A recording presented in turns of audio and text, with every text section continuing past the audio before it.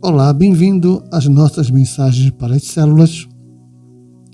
E hoje eu quero conversar com você sobre o tema Descomprometida com Deus.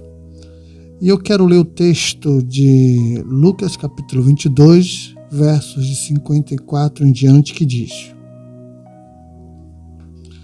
Então, prendendo-o, levaram-no para a casa do sumo sacerdote. Pedro os seguia à distância.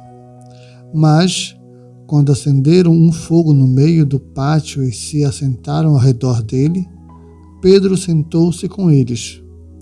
Uma criada o viu sentado ali à luz do fogo, olhou fixamente para ele e disse: Este homem estava com ele. Mas ele negou e disse: Mulher, não o conheço. Pouco depois, um homem ouviu e disse: Você também é um deles. Homem, não sou, respondeu Pedro. Cerca de 1 hora mais tarde, outro afirmou: Certamente este homem estava com ele, pois é galileu. Pedro respondeu: Homem, não sei do que você está falando. Falava ele ainda quando o galo cantou. O Senhor voltou-se e olhou diretamente para Pedro. Então Pedro se lembrou das palavras que o Senhor lhe tinha dito: Antes que o galo cante hoje, você me negará 3 vezes.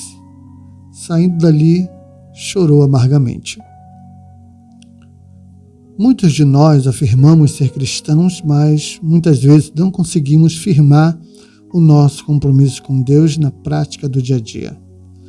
Por essa razão, acabamos sendo envergonhados por conta da hipocrisia. Mas nada nos impede de voltar ao começo com o nosso compromisso com Cristo e Sua Palavra. Mas para isso devemos deixar de ser descomprometidos. Mas o que é ser descomprometido? Bom, ser descomprometido é seguir, segundo o texto bíblico, seguir o mestre de longe, como está no verso 54. Pedro se dizia um grande discípulo de Jesus, mas nos momentos dolorosos do Mestre, Pedro estava afastado, acuado e distante de Jesus. Assim somos nós, que muitas vezes vestimos uma capa de cristãos, mas na hora de assumir um compromisso sério, ficamos nos esquivando e dando desculpas. Segundo, ter comunhão com os que negam a Cristo. Verso 55. Pedro estava sentado entre aqueles que zombavam de Jesus e queriam a sua condenação, mas em momento algum se levantou para defendê-lo.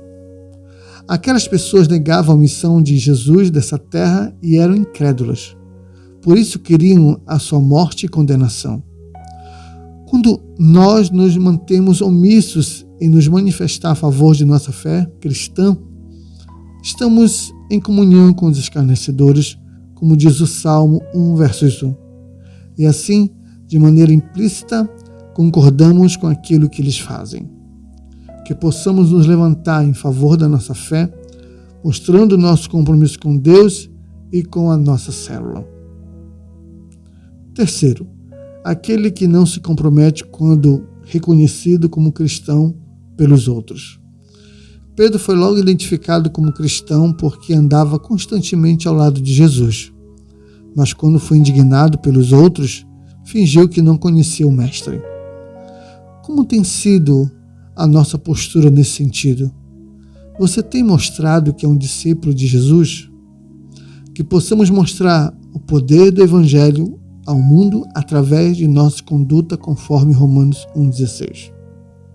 Quarto, quando confrontado pelos outros.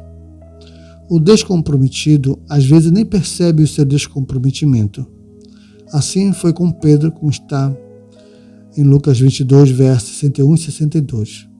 O galo já até havia cantado, mas Pedro continuou no seu erro, pois o seu coração estava fechado para o sinal de Deus.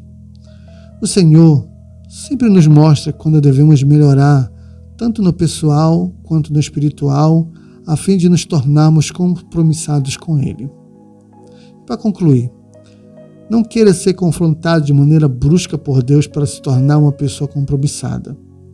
Não seja como Pedro, mas hoje mesmo tenha uma atitude de comprometimento com Deus, com sua liderança e sua célula. E vamos tomar essa atitude e sermos vencedores.